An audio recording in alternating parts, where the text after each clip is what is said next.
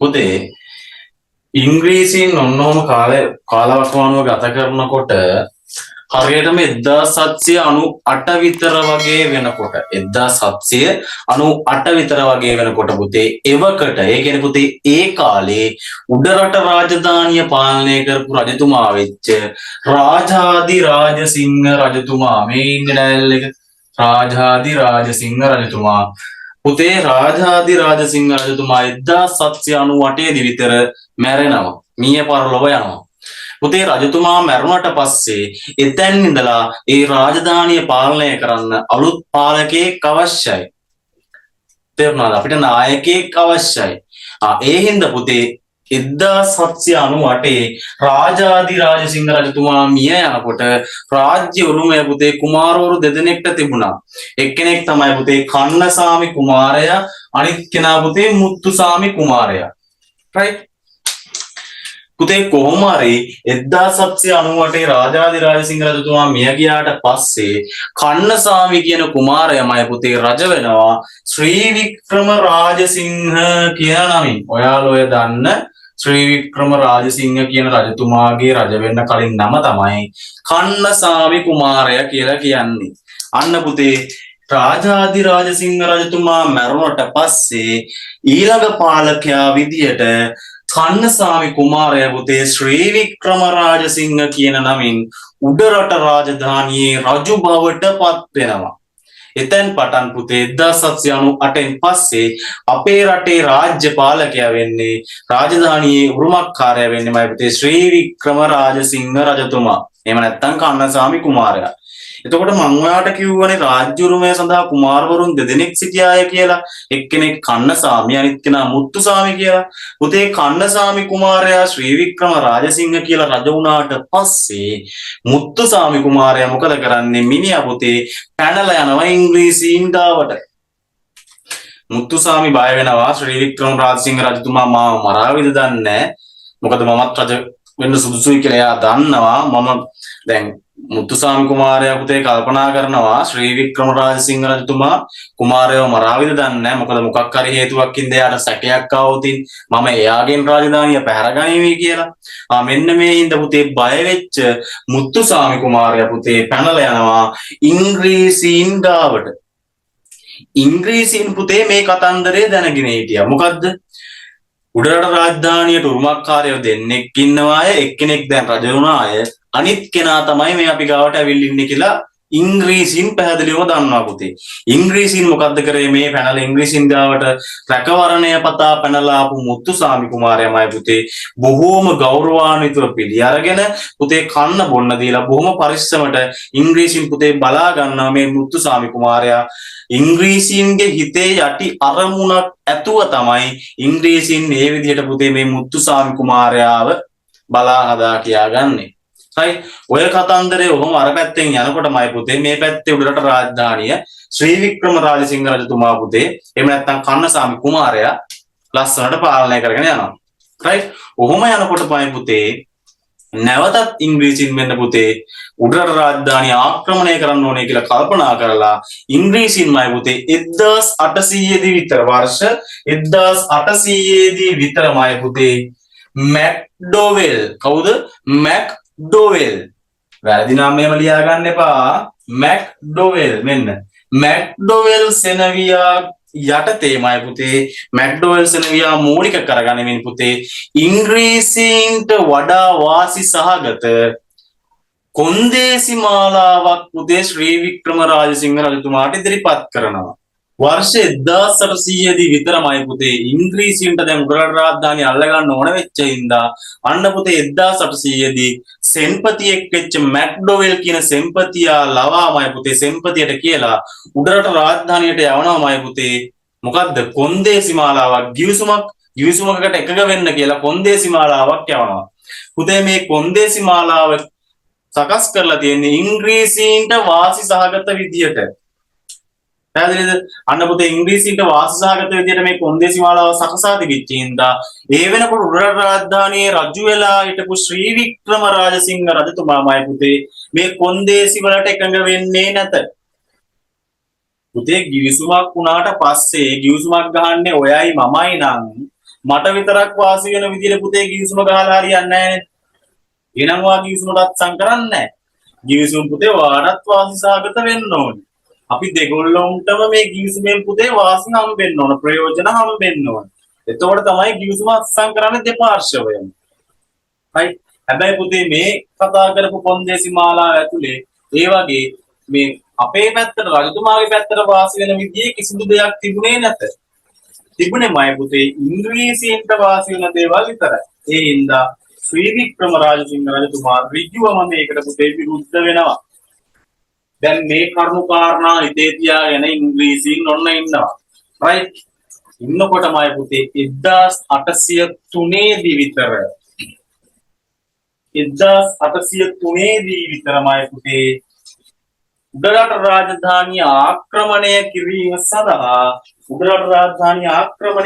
සඳහා නැවතත්මයි පුතේ මීට වඩා සංවිධානාත්මකව පුතේ සංවිධානය වෙලා ඉංග්‍රීසින් විසින් ආක්‍රමණයක් දියත් කරනවා. දැන් 1800 දී ගිහිල්ලා පුතේ ගිවිසුමකට අත්සන් කරගෙන එන්න කියලා ගියා. වැඩේ අසාර්ථක වුණා. ඊට පස්සේ පුතේ 1803 දී ඉංග්‍රීසීන් විසින්මයි පුතේ අර සෙනවියම යොදවලා, ඒ කියන්නේ පුතේ මැක් ඩොවෙල් කියන සෙනවියම යොදවලාමයි පුතේ උඩරට රාජධානියට කොළඹ සහ ත්‍රිකුණාමලය කියන ප්‍රදේශ දෙකෙන්ම කොළඹිනුත් පහර දෙනවා, ත්‍රිකුණාමලයනුත් පහර දෙනවා. මේ ප්‍රදේශ දෙකෙන්ම පුතේ හමුදා කණ්ඩායම් දෙකක් මෙහෙवला උඩරට රාජධානිය පුතේ අල්ලා ගන්න ඔන්න 1803 දී ඉංග්‍රීසීන් උත්සාහ කරනවා. මොකද්ද කරන්නේ? පුතේ දැන් මේ වෙනකොට උඩරට රාජධානිය අපි හිතමු මෙහෙම කියලා තියෙන්නේ. ඔන්න ලංකාව තියෙනවා. හරිද? ලංකාවේ මැදනේ උඩරට රාජධානිය තියෙන්නේ. මෙතන ත්‍රිකුණාමලය. ඔයා දැන් දන්නවනේ. මෙතන කොළඹ. පුතේ ඉංග්‍රීසීන් කරන්නේ 1803 සටනේදී right කොළඹිනුත් පුතේ හමුදාවක් කියනවා උඩරට රාජධානියට, ත්‍රිකුණාමලයනුත් පුතේ හමුදාවක් කියනවා. දෙපැත්තෙන්ම හමුදා කණ්ඩායම් කීපයක් එවලමයි පුතේ උඩරට රාජධානිය අල්ල ගන්නවා. right 1803 දී පුතේ උඩරට රාජධානියට මේ 1803 දී පුතේ මේ විදිහට ආක්‍රමණ දෙකකින් ආකාර දෙකකින් ආක්‍රමණය කරපු ඉංග්‍රීසීන් 1803 පුතේ පෙබරවාරි මාසයේ වෙනකොට උඩරට රාජධානිය අල්ලා ගන්න සමත් වෙනවා. right මේ අවස්ථාවේදීමයි පුතේ එතකොට උඩරට රාජධානියේ රජු වෙලා හිටපු ශ්‍රී වික්‍රම රාජසිංහ රජතුමාමයි පුතේ පසුබැහැලා ගිහිල්ලා මේ දැන් මේ අවස්ථාවේ මේ ආක්‍රමණයට මුහුණ දෙන්න තරම් ශක්තියක් රජතුමාට නැහැ. ඒ හින්දා රජතුමා මොකද කරන්නේ? මේ අවස්ථාවේදී පුතේ පසුබසිනවා. මේ අවස්ථාවේදී ඉංග්‍රීසින්ට පොඩි chance එකක් දීලා හරි උඹලා දැන් අල්ලගනින්කෝ මම පස්සේ ඇවිල්ලා වැඩේ දෙන්නම් කියලා හිතලාමයි පුතේ පසුබැහැලා රජතුමා පුතේ ක්‍රියාත්මක වෙනවා. ඉංග්‍රීසි පුතේ 1803 පෙබරවාරි මාසේ වගේ වෙනකොට උඩරට රාජධානිය මහනුවර ප්‍රදේශයේ කියන්නේ ඔයා ඉන්න මහනුවර ප්‍රදේශයේ මූලික කරගත් ප්‍රදේශයමයි පුතේ යටත් කරගන්නවා පෙබරවාරි මාසේ වෙනකොට. කොහොමද වැඩේ වෙන්නේ? වෙන්නේ පුතේ 1803 දී මැක්ඩොවෙල් සෙනවියා යටතේ කොළඹ සහ ත්‍රිකුණාමලය කියන ප්‍රදේශ දෙකකින්ම හමුදාව මෙහෙवला පුතේ උඩරට රාජධානිය 1803 පෙබරවාරි මාසයේ වෙනකොට ඉංග්‍රීසින් සිංහල ගන්නවා. පුතේ දැන් මේ කතන්දරෙත් එක්ක දැන් උඩරට ජනතාවට ලොකු ප්‍රශ්නයක්. ඇයි? දැන් පෘතුගීසීන් ඇවිල්ලා මූදුබඩ ප්‍රදේශ පාලනය කරා, ලන්දේසීන් ඇවිල්ලා මූදුබඩ ප්‍රදේශ පාලනය කරා, ඊට පස්සේමයි පුතේ ඉංග්‍රීසීනුත් ඇවිල්ලා මූදුබඩ ප්‍රදේශ පාලනය කරා. හැබැයි ඔය පෘතුගීසීන් ලන්දේසීන් ආපු කිසිම කාලයක උඩරට රාජධානිය අල්ලගන්න උන්ට බැරි වුණා. ආක්‍රමණ ආවා. ඒ ආක්‍රමණ වලට පහර දීලා අපි සාර්ථකව උඩරට රාජධානිය රැකගත්තා. හැබැයි මේ අවස්ථාවේදීමයි පුතේ අන්න උඩරට රාජධානිය ඉංග්‍රීසීන් විසින් අල්ලා ගත්තා. මෙන්න මේ හිතවුලත් එක්ක පුතේ උඩරට ජනතාව වගේම උඩරට රජතුමා වගේම උඩරට ජනතාවත්මයි පුතේ මාර අප්සෙට් එක තමයි හිටියේ. අන්න පුතේ දැන් උඩරට ජනතාව දැන් ඉංග්‍රීසීන් ඇවිල්ලා ඔන්න පෙබරවාරි මාසේ මහනුවර රාජධානිය අල්ලාගෙන ඉන්නවා. අපේ උඩරට ජනතාව කරන්නේ වර්ෂා කාලයේ එළඹෙන තෙක් පුතේ නිහඬව ඉන්නවා. හරි. දැන් බොලා ඇවිල්ලා අපේ රාජධානිය අල්ලාගත්තනේ. හරි ප්‍රශ්නයක් නෑ අල්ලගෙන ඉන්න කියලා පුතේ උඩරට ජනතාවම කරන්නේමයි පුතේ ක්‍රමක්‍රමයෙන් වර්ෂා කාලයේ එළඹෙන තෙක් පුතේ බලාගෙන ඉන්නවා ඉංග්‍රීසීන්ට පහර දෙන්න.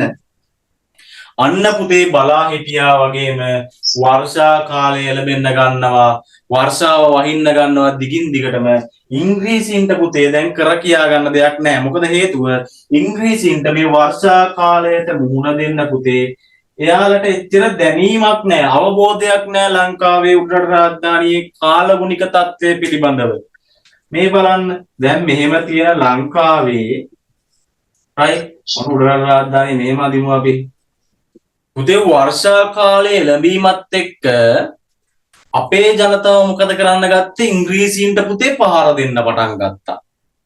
දැන් අපේ රාජධානිය අල්ලගෙන හිටියා ඉංග්‍රීසීන්ට පහර දෙන්න ගියේ නෑ අපේ මිනිස්සු ටික. අපේ මිනිස්සු කරේ වර්ෂා කාලය ලැබෙනකම් හිටියා. අන්න වර්ෂාව වහින්න ගත්ත විතරයි ඉංග්‍රීසීන්ට පහර දෙන්න පටන් ගත්තා. මොකක්ද දන්නවද පුතේ ඉස්සෙල්ලාම කර වැඩේ? අපේ මිනිස්සු ඉස්සෙල්ලාම කරේ පුතේ මේ උඩරට රාජධානියට ළඟා විය හැකි සියලුම මාර්ගමය පුතේ වසා දැම්මා. ඒ කියන්නේ කොළඹින් එන්න පුළුවන් නම් උඩරට පුතේ අන්න එතන ගාව සේනාවක් දැම්මා මුර පොළවල් දැම්මා මෙතනින් එන සියලුම ඉංග්‍රීසි හමුදාව කොළඹින් එන සියලුම ඉංග්‍රීසි හමුදාව මෙතනදී ඝාතනය කරලා දානවා ත්‍රිකුණාමලයෙන් එන්න පුළුවන් නම් පුතේ අන්න ඒ වගේ එතනත් බැරියර් එකක් දාන එතනත් ඒ වගේ පොඩි මේ බාධකයක් දාලා එන හමුදාව ඝාතනය කරලා දානවා ඒ වගේ පුතේ උඩරට රාජධානියට සියලුම ප්‍රදේශ වලින් එන්න පුළුවන් සියලුම ප්‍රදේශ අපේ මිනිස්සු කරේ පුතේ අවහිර කරලා දැම්මා. අනේ දෙයියනේ මාර වැඩක් උනේ. උඩරට රාජධානියේ ඇතුලේ රාජධානිය අල්ලගෙන ඉන්න ඉංග්‍රීසින්ට පුතේ එළියට යන්න විදියකුත් නැහැ. එළියේ ඉන්න ඉංග්‍රීසින්ට පුතේ ඇතුලේ හිර වෙලා ඉන්න ඉංග්‍රීසි ජාතිකයන්ට උදව් කරන්න ඇතුලට එන්න විදියකුත් නැහැ. අර පප්පගම වට වෙලා වගේමයි පුතේ අපේ මිනිස්සු ටික උඩරට රාජධානිය වට කරගෙන වටේට ලස්සන පවුරක් හදාගෙන ඔන්න ඉන්නවා. දැන් ඒ ප්‍රශ්නේ හින්දා උඩරට රාජධානිය අල්ලගන්න ආපු අල්ලගෙන මේ වෙනකොට ඉන්න ඉංග්‍රීසීන්මයි පුතේ රාජධානිය මැද්දේ එළියට යන්නත් බැරුව එළියෙන් මේ Tamanට ඇතුළට සහයෝගය හෙල්ප් එකක් ගන්නත් බැරුවමයි පුතේ ඇතුලේ හිර වෙලා ඉන්නවා. ඒ විතරක් නෙමෙයි මයි පුතේ දිගින් දිගටම වහිනවා මේ වහින හින්දා ඉංග්‍රීසි පුතේ වැස්සට තෙමිලා අනේ පුතේ මෙයාලට මැලේරියාව වගේ රෝග හැදිලා ඊට පස්සේ මයි පුතේ උණ හැදිලා මෙයාලට පුරුදු නෑ මේ කාලගුණික තත්ත්වය පුතේ ඉංග්‍රීසීන් උණ හැදිලා මැරෙනවා මැලේරියාව හැදිලා තව භාගයක් මැරෙනවා එයින් සිංහල හමුදාව වට කරලා පහර දෙනවා දැන් මේ ලෙඩ වෙච්ච ලෙඩු ටිකට පුතේ බෙහෙත් ගන්න එළියට යන්න විදියක් නෑ සිංහල හමුදාව වට කරලා එළියෙන් එන බෙහෙත් ටික පුතේ මහනුවර ප්‍රදේශයේ උඩරට රාජධානියට ගන්න විදියක් නැහැ සිංහල හමුදාව වට කරලා ඉංග්‍රීසීන්මයි පුතේ අන්ත අසරණ භාවයට පත් වෙලා මෙහෙම ඉන්නකොටමයි පුතේ අන්න එතනදී ශ්‍රී වික්‍රම රාජසිංහ රජතුමා පුතේ ක්‍රියාත්මක වෙනවා රජතුමා දැනගන්නවා හරි ඉංග්‍රීසින් දැන් අන්ත අසරණ වෙලා තියෙන්නේ ඉංග්‍රීසින්ට කර කියා ගන්න දෙයක් නැතුව ඉන්නේ මේ වෙලාව තමයි හොඳම වෙලාව කියලා රජතුමා කල්පනා කළා රජතුමා කියනවාමයි පුතේ හරි ඔයාලට අපි මේකෙන් යන්න දෙනවා අපිට කරන්න ඕන එකම දෙයක් ඒ මොකද්ද අපේ රාජ්‍ය උරුමය තියෙන මේ වෙනකොට උඩරට රාජධානිය දැන් ඉංග්‍රීසීන් උඩරට රාජධානිය අල්ලගත්තට පස්සේ එයාලා ගාවර පෝෂණය කර හිටපු මුත්තුසාමි කුමාරයා ගැනලා උඩරට රාජධානිය රජ කරා අර පෙබරවාරි මාසයෙන් පස්සේ රයිට් ඒ කතන්දරෙත් එහෙම ගියා පුතේ දැන් රජතුමා කියනවා අපේ ශ්‍රී වික්‍රම රාජසිංහ රජතුමා හරි දැන් උඹලා අසරණ වෙලා ඉන්නේ අපි උඹලට ප්‍රශ්නයක් කරන්නේ නැහැ උඹලට නිදහසේ යන්න දෙනවා හැබැයි මේ වෙනකොට උඹලා එක්කගෙන ඇවිල්ලා මගේ රාජධානියේ රජ කරලා ඉන්න ඔය මුත්තුසාමි කියන කුමාරයා මුත්තුසාමි කියන කෙනා කරුණා කරලා මට ගෙනල්ලා බාර දෙන්න කියලා කියනවා ශ්‍රී වික්‍රම රාජසිංහ රජතුමා පුතේ ඉංග්‍රීසීන් කොච්චර අසරණ වෙලා හිටියද කියනනම් සිංහල හමුදාවන්ගේ පහර දීම ඇතුළෙමයි පුතේ මේ ශ්‍රී වික්‍රම රාජසිංහ රජතුමා මේ නියෝගය පනවන ගමම්ම මෙහෙම කිව්ව ගමම්ම මේ නියෝගයමයි පුතේ දීපු ගමම්ම අනිත් පැත්තට හිටියා පුතේ ඩේව් කියලා මේජර් කෙනෙක් දැන් හමුදාවේ ඉන්නෝනේ මේජර්වරු ඩේව් කියලා මේජර් කෙනෙක් හිටියමයි පුතේ මේජර් ඩේව් මිනිහා කරේ මොකද්ද මේජර් ඩේව් පුතේ ගිහිල්ලා මුත්තුසාමි කුමාරයාත් එක්ක මේජර් ඩේව් පුතේ ගිහිල්ලා මුත්තුසාමි කුමාරයා අරගෙන එක්කගෙන ඇවිල්ලා ශ්‍රී වික්‍රම රාජසිංහ රජතුමාට බාර දුන්නා රජතුමා මොකද කරේ පුතේ රජතුමා ශ්‍රී වික්‍රම රාජසිංහ රජතුමා කරේමයි පුතේ මුත්තුසාමි කුමාරයා ඇතුළු මේජර් ඩේව් ඇතුළු ඒ වෙනකොට උඩරට රාජධානියට සියලුම ඉංග්‍රීසි හමුදාවමයි පුතේ සමූල ඝාතනය කරා. රයිට්. දැන් ඒක ඔයා වැරදිවා වටහා ගන්න එපා. රයිට්. සටනකදී ආක්‍රමණයකදී මයි පුතේ සතුරු පිළ හෝ මිතුරු පිළෙන් කොහොමත් මේ මිනිසුන් මැරෙනවා. රයිට්. ඒක තමයි සටනේ ස්වභාවය. සටන් කරගන්න නෑනේ මයි පුතේ මේ යුද්ධයට යන්නේ නෑනේ මයි පුතේ පෑන් පැන්සල් අරගෙන. එහෙම කරන යුද්ධවලුත් තියෙනවා. ඒව නෙමෙයි මේ. මේක ප්‍රායෝගික දෙයක් නේ කාලේ තිබිලා තියෙන්නේ. සටනකදී ඕනම කෙනෙක් මැරෙ මිය යන්න පුළුවන්. දැන් මේ අවස්ථාවේ වඩා වාසි තිබිලා තියෙන්නේ අපිට සිංහල හමුදාවට. මොකක්ද හේතුව? 1800 දී පුතේ මැක්ඩොවෙල් සෙනවිය ගිහිල්ලි වෙලා අපිට ලියුමක් දෙනවා, කොන්දේසි මාලාවක් දෙනවා ඉංග්‍රීසීන්ට වාසි සහගත විදියට අපේ ශ්‍රී වික්‍රම රාජසිංහ රජතුමාට එකඟ වෙන්න කියලා. රජතුමා ලේසියෙන් එකඟ වෙන්නේ නැහනේ බං. ඒකනේ ඇත්ත කතාව. රජතුමා එකඟ වුණේ නැහැ. මේකට කේන්ති ගියා ඉංග්‍රීසීන්ටමයි පුතේ. ඉංග්‍රීසීන් මොකද්ද කරේ? 1803 දී මැක්ඩොවෙල් සෙනවියාගේම පුතේ මූලිකත්වයෙන් ත්‍රිකුණාමලය සහ කොළඹ කියන ප්‍රදේශ දෙකෙන්ම හමුදාව මෙහෙයවලමයි පුතේ ෆෙඩ්රික් නෝත් ආණ්ඩුකාරවරයාගේ අනුදැනුම යටතේ උඩරට රාජධානියට පහර දෙන්න ගන්නවා.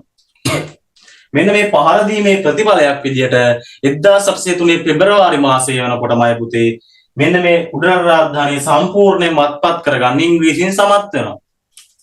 රජතුමා මොකද්ද කරන්නේ? අපේ ශ්‍රී වික්‍රම රාජසිංහ රජතුමා පුතේ ඒ වෙලාවේදී ඉංග්‍රීසීන් එක්ක මූණට මූණ දෙන්න තරම් ශක්තියක් තිබිච්ච නැති හින්දා රජතුමාමයි පුතේ පසුබැහැර යනවා. ඉංග්‍රීසීන් කරන්නේ තමන් අල්ලගත් උඩරට රාජධානිය තුල අර මං කිව්වේ රජතුමා රජ වෙන්න කලින් තව කුමාරයෙක් හිටිය කියලා මුත්තුසාමි කියලා. අන්න මුත්තුසාමි කියන ඩයල් එක ගෙනල්ලාමයි පුතේ උඩරට රාජධානිය තුල රජ කරවනවා. දැන් එතකොට ඉංග්‍රීසීන්ගේ පාලනයක් තමයි උඩරට රාජධානියේ තියෙන්නේ. ඇයි? මුත්තුසාමි කුමාරයා පොඩි කාලේ ඉඳන් බලාගත්ත ඉංග්‍රීසීන්මයි පුතේ. එතකොට මුත්තුසාමි කුමාරයාට සිද්ධ වෙනවා ඉංග්‍රීසීන් කියන දේ කරන්න. මෙහෙම පොඩි කාලයක් ගත වෙලා යනකොටමයි පුතේ අපේ සිංහල හමුදාව කල්පනා කරනවා මේ වැඩේ හරියන්නේ නැහැ. ඉංග්‍රීසීන්ගෙන් අපි අපේ රාජධානිය මුදවා ගන්න ඕනේ කියලා කල්පනා කරලා සේනා සංවිධානය කරගන්න ගමන් පුතේ එයාලා පහර දෙන්නේ නැතුව ඉන්නවා. වර්ෂා කාලය ලැබෙනකම් වහිනකම් ඉන්නවා. අන්න පුතේ වර්ෂා කාලය ලැබෙන්න ගන්නවා. වර්ෂා කාලය එනවා ටිකෙන් ටික. ඉංග්‍රීසින්ට පුතේ මේ කාලගුණික තත්ත්වය, දේශගුණික තත්ත්වයට හුරු වෙන්න තරම් ලොකු කාලපරාසයක් තිබෙත් නැහැ, ලොකු දැනීමක් තිබෙත් නැහැ. අන්න පුතේ වර්ෂා කාලය ලැබීමත් එක්කමයි පුතේ අපේ සිංහල හමුදාව කරන්නේ උඩරට රාජධානියට පිවිසිය හැකි සියලු මාර්ග අවහිර කරලා පුතේ ඉංග්‍රීසින්ට කිසිදු පැත්තකින් උඩරට රාජධානියට එන්නත් බෑ, යන්නත් බැරි වෙන විදිහට පුතේ සියලුම ප්‍රදේශ ආවරණය කරනවා. අන්න පුතේ ඉංග්‍රීසින් අන්ත අසරණ බවට පත් වෙනවා. වහින හින්දා දිගින් දිගටම පුතේ මේ වර්ෂාවට තෙමිල කරලා ඉංග්‍රීසීන්ට මැලේරියාව උණ ඊට පස්සේ එතනින් ගියාම තවත් ලෙඩ රෝග මේ සියලු දේවල් බෝ වෙන්න පටන් ගන්නවා. අනේ මේ හැදෙන ලෙඩ වලට පුතේ හමුදාවෙන් භාගයක් මැරිලත් යනවා. ඇයි? පුතේ බෙහෙත් ගන්න විදියක් නැහැ, බෙහෙත් ටික ගෙන්න ගන්න විදියක් නැහැ. සිංහල හමුදාව වට කරලා තියෙන්නේ පප්පගම වගේ කියලා මම කිව්වේ. අන්න පුතේ ඔන්නෝම ඉන්නකොට දැන් හොඳම වෙලාව කියලා පුතේ ශ්‍රී වික්‍රම රාජසිංහ රජතුමා දැනගන්නවා ඉංග්‍රීසීන් හොඳටම අන්ත අසරණ වෙලා ඉන්නේ, කර කියා ගන්න දෙයක් නැතුව ඉන්නේ මේ උන් කියලා දැනගෙන ශ්‍රී වික්‍රම රාජසිංහ රජතුමා පණිවිඩයක් කියනවා. උඹලට අපි යන්න දෙන්නේ මේ වෙනකොට උඩරට රාජධානියේ උඹලා ඔය රජ කරලා ඉන්න මුත්තුසාමි කියන කුමාරයා මට ගෙනල්ලා බාර දෙන්න කියලා. ඉංග්‍රීසීන් පුතේ කොච්චර අසරණ වෙලා හිටියද කියනවනම් කිව්ව පමාවට කිව්ව ගමම්ම අර මුත්තුසාමි කියන කුමාරයා මේජර් දේව් යටතේ පුතේ ගෙනල්ලා බාර දෙනවා ශ්‍රී වික්‍රම රාජසිංහ රජතුමාට. ශ්‍රී වික්‍රම රාජසිංහ රජතුමා ප්‍රමුඛ අපේ සිංහල හමුදාව කරන්නේමයි පුතේ එම අවස්ථාවේදී ඉංග්‍රීසි සේනාව ඇතුළු ඒ වෙනකොට උඩරට රාජධානියේ කොටු වෙලා හිටපු සියලුම ඉංග්‍රීසි සේනාව ඇතුළු මේජර් දේව් සහ මුත්තුසාමි කුමාරයා ඇතුළු සියලුම දෙනා සමූල ඝාතනය කරලා පුතේ 1803 ඉංග්‍රීසීන් උඩරට රාජධානිය අතර තිබ්බ සටනෙන්මයි පුතේ ඉංග්‍රීසීන්ට අන්ත පරාජයක් අත් කරලා දීලා නැවතත් උඩරට රාජධානිය පුතේ ශ්‍රී වික්‍රම රාජසිංහ රජතුමා යටතට ගන්නවා. අන්න පුතේ ලාංකික හමුදාව එහෙම නැත්නම් ශ්‍රී ලංකාවේ හිටපු උඩරට රාජධානියේ රජ කරපු රජතුමාත් සිංහල හමුදාවත් එකතු වෙලා ඉංග්‍රීසීන් එක්ක තිබිච්ච පුතේ පළවෙනි ආක්‍රමණයෙන් පළවෙනි සටනෙන් ඉංග්‍රීසීන් අන්ත පරාජයකට පත් වෙනවා. right? ඊට පස්සේ තමයි ඉංග්‍රීසියෙන් පුතේ වඩා සංවිධානය වෙලා වඩා පුතේ හොඳට උපක්‍රමශීලීව ඔත්තුකාරයෝ යවලා අපේ මිනිස්සුත් එක්ක හාද වෙලා යාළු වෙලා ඔත්තු බලලා තොත්තු දීලා අන්න ඊට පස්සේ තමයි මම පුතේ අපේ රට සම්පූර්ණයෙන්ම යටත් කරගන්නේ 1815 දී. ඒ කතන්දරේ කතා කරමු මේ ටික ලියාගෙන. රයිට්. ඔන්නම දෙයක් තමයි 1803 ආක්‍රමණයේදී වෙලා තියෙන්නේ. රයිට්. එහෙනම් අපි ලියා ගන්නවා මම ගිය සතියේ නතර කරපු තැනින්ම මම පුතේ පටන් ගන්න අලුත් ඡේදයක් විදියට ලස්සනට දිනේ දාන්න ලස්සනට ලියමු. 1798 රාජාදි රාජසිංහ රජුගේ අභාවයෙන් පසු කන්නසාමි කුමරා අන්න අපි ලියනවා මයි පුතේ වාට පුරු පුරුදුනම ශ්‍රී වික්‍රම රාජසිංහ නමින් උඩරට රජවිය රජකමට උරුමකම් තිබූ මුත්තුසාමි කුමරා ඉංග්‍රීසීන් වෙත පලා ගියේය. 1800 වර්ෂයේදී මැක්ඩොවෙල් සෙම්පතියා යටතේ ඉංග්‍රීසීන්ට වාසි සහගත කොන්දේසි මාලාවක් ත්‍රිවික්‍රම රාජසිංහ රජුට ඉදිරිපත් කළේය. ඒ සඳහා රජු එකඟ නොවීය. මගේ පුතා එන්න අලුත් ඡේදයකට අවිල්ලා මෙන්න මෙහෙම ලියාගමු. උඩරට රාජධානියේ ආක්‍රමණය පිළිබඳව ඒ අනුව 1803 වර්ෂයේදී මැක්ඩොවෙල් සෙම්පතියා යටතේ කොළඹ කමාදා ලියාගන්න කොළඹ ත්‍රිකුණාමලය ප්‍රදේශ හරහා හමුදා කණ්ඩායම් දෙකක් උඩරට ආක්‍රමණය කිරීමට කටයුතු කළේය. කියන්න එපා මැක්ඩොවෙල් සෙනවියයි පුතේ හමුදාවත් සපයලා කොළඹිනුයි ත්‍රිකුණාමලයනුයි ගිහිල්ලා අපේ රාජධානිය අල්ලගන්න කියලා පුතේ මේ ඔක්කොම කරන්න කියලා පුතේ මේ කට්ටියන්ට මේ උපදෙස් ලබා දුන්නේ මේ කට්ටියව මෙහෙවීම් කටයුතු කරේ මයි පුතේ උපදෙස් ලබා දුන්නේ මේ සියල්ල කරේ කවුද? ෆෙඩරික් නෝත් කියන ආණ්ඩුකාරවරයා. ඒකත් අපි දැන් ලියා ගන්න එපයි මයි පුතේ. ඒ ගාන ප්‍රශ්න වලට එනවා. එහෙනම් අපි ඒකත් ලියනවා මයි පුතේ මෙන්න මෙහෙම. මෙය මෙහෙයවන ලද්දේ ෆෙඩරික් නෝත් ආණ්ඩුකාරවරයා විසිනි. ෆෙඩරික් නෝත් ආණ්ඩුකාරවරයා විසිනි.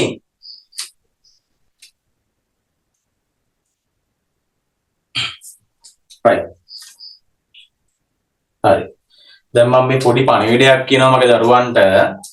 දැන් ඔයා පන්තියට සම්බන්ධ වෙන මෙච්චර කාලයක් එක දිගට පන්තියට සම්බන්ධ වුණේ නැත්තම් හරිද? පන්තියට ඔයා අද සම්බන්ධ වුණා නම් ඔයාට පන්තිය මගහැරලා තියෙනවා නම් ඔයා මොකද්ද කරන්න ඕන? ගෲප් එකේ දාලා තියෙනවා සර් පහුගිය පන්තිවල රෙකෝඩින්. ඔයාට තියෙන වෙලාවක් හරියට ඔයා වෙලාවක් හොයාගෙන වෙලාවක් ඔයාගේ වැඩ පාඩු කරගන්න නැති වෙලාවක් බලලා ඔයා ගිහිල්ලා රෙකෝඩින් එක බලලා ඔයාගේ සටහන් පොතේ ලස්සනට ලියා ගන්න ඕන. නෝට් එක ලස්සනට ලියා ගන්න ඕන සර් මේ වගේ දෙන නෝට් එක. නැත්තම් ඔයාට වෙන්නේ මයි පුතේ අද ඔයා උඩරට ආක්‍රමණය ගැන දන්නවා ඊට පස්සේ 815 ආක්‍රමණය ගැන ඔයා දන්නේ නැහැ. ඊට පස්සේ ඔයා ආයෙ පටන් ගන්න වෙන මොකක් හරි තැනකින්. එහෙම වෙන්න බෑ. ඔයා හරියට පාඩම පිළිවෙලට ඔයා පාඩම පිළිබඳ අවබෝධයෙන් ඉන්න ඕන. පළවෙනි පාඩම සම්බන්ධයි මගේ පුතේ දෙවෙනි පාඩමට. දෙවෙනි පාඩම සම්බන්ධයි මගේ පුතේ තුන්වෙනි පාඩමට. තුන්වෙනි පාඩම සම්බන්ධයි හතරවෙනි පාඩමට. ඔයා පළවෙනි පාඩමට ඇවිල්ලා දෙවෙනි පාඩමට එන්නේ නැතුව තුන්වෙනි පාඩමට ආවොත් දෙවෙනි පාඩමේ කොටස ඔයාට මගේ හැරිලා. එහෙම වුණොත් ඔයාට තමයි ලකුණු අඩු වෙන්නේ. රයිට්? ඒ හින්දා එහෙම කරගන්න නැතුව ලස්සන රෙකෝඩින් එක බලලා ලස්සනට සටහන හදාගෙන පාඩම පිළිබඳව අවබෝධයෙන් මේ වැඩේ කරමු. රයිට්? 1803 පෙබරවාරි මාසයේදී ඉංග්‍රීසි හමුදාව මහනුවරට ඇතුළු විය. මින් පසු ඉංග්‍රීසීන් මුත්තුසාමි කුමරා උඩරට රජු ලෙස පත් කළේය. වර්ෂා කාලය එළඹීමත් සමග සිංහල හමුදාව සටන් ආරම්භ කළේය.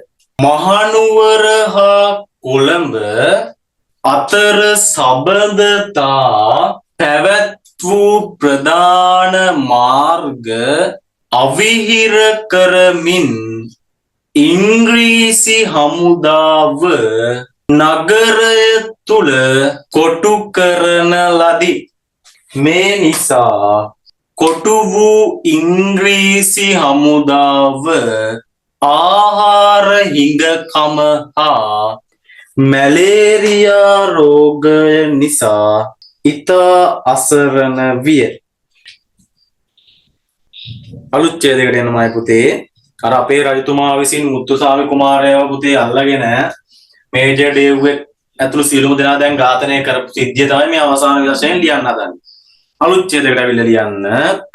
මේ අවස්ථාවේදී ඉංග්‍රීසීන් විසින් උඩරට රජ කර වූ මුත්තුසාමි කුමරා ශ්‍රී වික්‍රම රාජසිංහ රජුට බාර දෙන ලෙස රජු නියෝග කළේය. මේජර්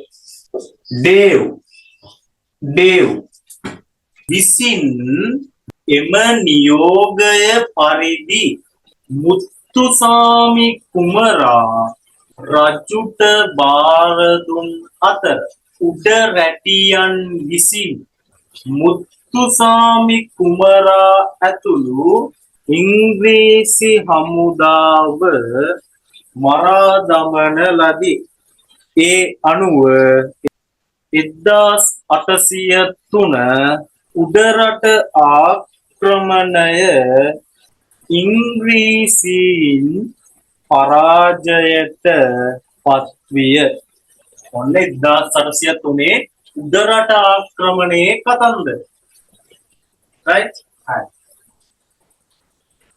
ඔන්න පුතේ ක්‍රමක්‍රමයෙන් දැන් ඉංග්‍රීසීන් අසාර්ථකයි කියලා බ්‍රිතාන්‍යයන්ට ආරංචි වෙනවා.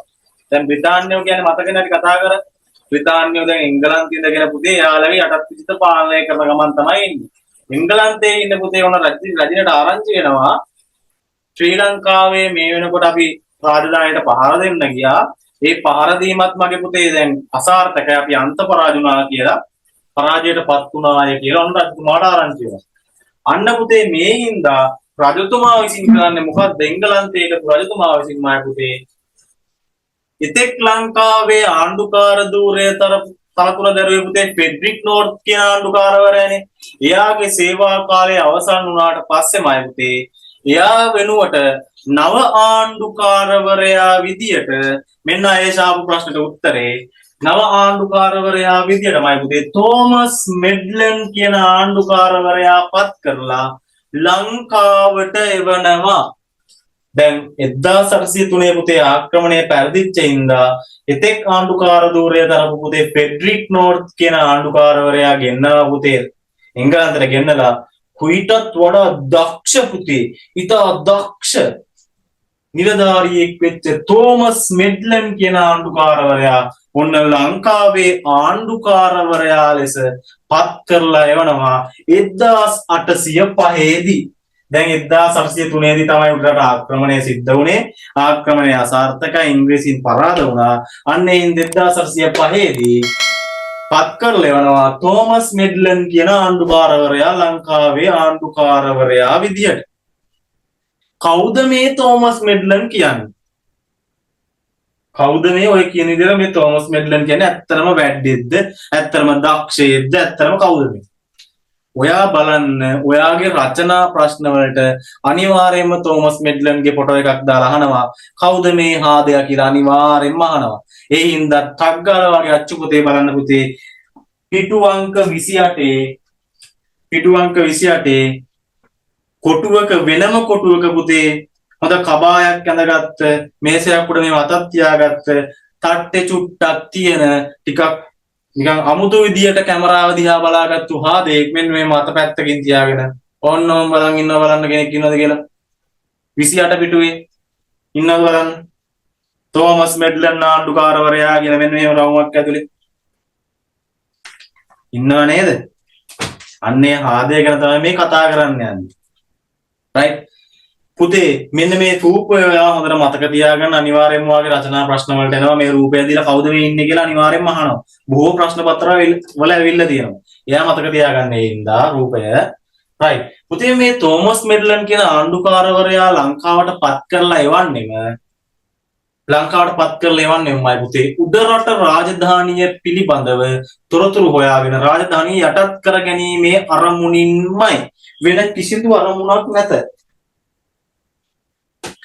පුතේ ෆෙඩරික් නෝත් කියන ආණ්ඩුකාරවරයා ඒ කියන්නේ තෝමස් මෙඩ්ලන් ආණ්ඩුකාරවරයා එන්න කලින් හිටපු ෆෙඩරික් නෝත් කියන ආණ්ඩුකාරවරයා මගේ පුතේ හොඳයි දක්ෂයෙක් තමයි හැබැයි එයාට වඩාමයි පුතේ තෝමස් මෙඩ්ලන් කියන හාදයා පුතේ මේ මිනිස්සයා ඊටාම උපක්‍රමශීලී ඒ කියන්නේ පුතේ ඊටාම කපටි මිනිස්සෙක් ඊටාම උපක්‍රමශීලී පුතේ මෙයා බොහොම උපක්‍රමශීලී විදියට තමයි වැඩ කරන්නේ අන්න පුතේ තෝමස් මෙඩ්ලන් ආණ්ඩුකාරවරයා ඇවිල්ලා හොයලා බලනවා විස්තර ලංකාවේ 1803 දී ඇයි අපි සිංහලයින්ට මෙච්චර අන්තසරණ විදියට පරාදුනේ මොකද්ද මේකට හේතුව කියලා තෝමස් මෙඩ්ලන් ආණ්ඩුකාරවරයා හොයලා බලනවා පුතේ තෝමස් මෙඩ්ලන් ආණ්ඩුකාරවරයා පුතේ මේ කරුණු කාරණා හොයලා බලද්දී මෙයාට තේරෙනවා පුතේ උඩරට ජනතාවයි උඩරට රජතුමයි කියන්නේ පුතේ හරියට ඔයයි ඔයාගේ හොඳම යාළුවයි වගේ. ඇයි එහෙම කියන්නේ? දැන් බලන්න ඉස්කෝලේදී ඔයාගේ හොඳම යාළුවට වොෂ්රූම් යන්න ඕනොත් ඔයත් වොෂ්රූම් යනවා. ඔයාලත් වොෂ්රූම් යන්න ඕන. හොඳම යාළුවට පුතේ කැන්ටින් එකට යන්න ඕනොත් ඔයාටත් යන්න ඕන. ඔයාටත් බඩගින්නක් හැදෙනවා. හොඳම යාළුවා පුතේ ඉස්කෝලේ අච්චුපොත ගාලා නැත්තම් අනේ මූත් අච්චුපොත ගාලා නැහැ. ඒ කියන්නේ මොකද්ද? ඔයාලා ගොඩක් යාළුවෝ ඔයාලා අතර හොඳ බැඳීමක් තියෙනවා. right? පුතේ තෝමස් මෙඩ්ලන් ආණ්ඩුකාරවරයා පුතේ 1803 සටන ඉංග්‍රීසින් පරාද වෙන්න හේතුව මොකද්ද කියලා හොයලා බලුවාන් පස්සේ අන්න අනාවරණය වුණා උඩරට ජනතාවයි උඩරට රජතුමයි අතරමයි පුතේ හොඳ බැඳීමක් තියෙනවා ශක්තිමත් බැඳීමක් තියෙනවා රජතුමාට මොකක් හරි ප්‍රශ්නයක් ආවොත් උඩරට ජනතාව එකතු වෙලා රජතුමාව බේර ගන්නවා උඩරට ජනතාවට මොකක් හරි ප්‍රශ්නයක් ආවොත් රජතුමා ඇවිල්ලා ජනතාව බේර ගන්නවා මෙයාලා හොඳ යාළුවෝ අයියමලෝ අක්කනගෝ වගේ තමයි ඉඳලා තියෙන්නේ ඒ කියන්නේ උඩරට ජනතාවයි රජතුමයි අතර හොඳ ශක්තිමත් සම්බන්ධතාවයක් තිබිලා තියෙනවා අන්නේ හින්දා තමයි අපි 1803 දී සටන පෙරදුනේ කියලා තෝමස් මෙඩ්ලන් ආණ්ඩුකාරවරයා හොයා ගන්නවා. හරිනේ මගේ පුතේ. මතකනේ. වර්ෂා කාලේ ළමෙනකම් බලන් ඉඳලා හැම පැත්තෙම වට කරලා පාර දුන්න මතකනේ. එහෙම කරන්න බෑනේ පුතේ. රජතුමාට සපෝට් එකක් දෙන්න නැත්නම් ඉන්න ජනතාව. රජතුමාට පුතේ සහයෝගය දක්වන්න නැත්නම් එහෙම සටනක් කරන්න බෑනේ. right? තෝමස් මෙඩ්ලන් ආණ්ඩුකාරවරයා පුතේ මේක දැනගෙන තෝමස් මෙඩ්ලන් කරන්නේ උඩරට ජනතාවයි රජතුමයි අතරමයි පුතේ ભેදයක් ඇති කරලා බොරු කියලා බොරු තොරතුරු හදලා ભેදයක් ඇති කරලා මේ දෙගොල්ලොමයි පුතේ විරසක කරනවා දැන් ඉවරයි කතන්දරේ ඇයි දැන් උඩරට ජනතාවයි රජතුමයි අතර පුතේ විරසකයක් ඇති වුණාට පස්සේ මේ දෙගොල්ලෝ හොඳම යාළුවෝ වුණේ නැති වුණාට පස්සේ රජතුමාට මොකක් හරි ප්‍රශ්නයක් ආවොත් ජනතාව වෙන්නේ නැහැ රජතුමාව බේර ගන්න ජනතාවට මොකක් හරි ප්‍රශ්නයක් ආවොත් රජතුමා ජනතාව බේර ගන්න ආවත් ජනතාව රජතුමාව ගණන් ගන්න නැහැ පැහැදිලිද අන්න පුතේ මේ දෙගොල්ලොන්ගේ තිබිච්ච යාළුකම තෝමස් මෙඩ්ලන් විසින්මයි පුතේ උපක්‍රමශීලීව කෙලින්ම ගිහිල්ලි වෙලා මේ කියන්නේ උපක්‍රමශීලීව රජතුමා සහ උඩරට ජනතාව අතරමයි පුතේ විශාල ભેදයක් ඇති කරනවා right අන්න පුතේ ක්‍රමක්‍රමයෙන් ජනතාවට රජතුමා ගැන තියෙන විශ්වාසය නැති වෙලා යනවා. රාජධානියේ තිබිච්ච අභ්‍යන්තර අරගලමයි පුතේ තීව්‍ර කිරීමට තෝමස් මෙඩ්ලන් කටයුතු කරනවා. ඒ කියන්නේ අර මං කිව්ව කාරණේ ටිකක් ගැඹුරු විදියට වඩා වචන වලින් කියලා දුන්නා. ඒ කියන්නේ රජතුමායි ජනතාවයි අතර තිබිච්ච ජාලුකම නැති කරනවා කියන එක මම මේ මොකක් ගැඹුරු විදියට කියලා දෙනවා. ලකුණු වැඩිපුර ගන්න විදියට.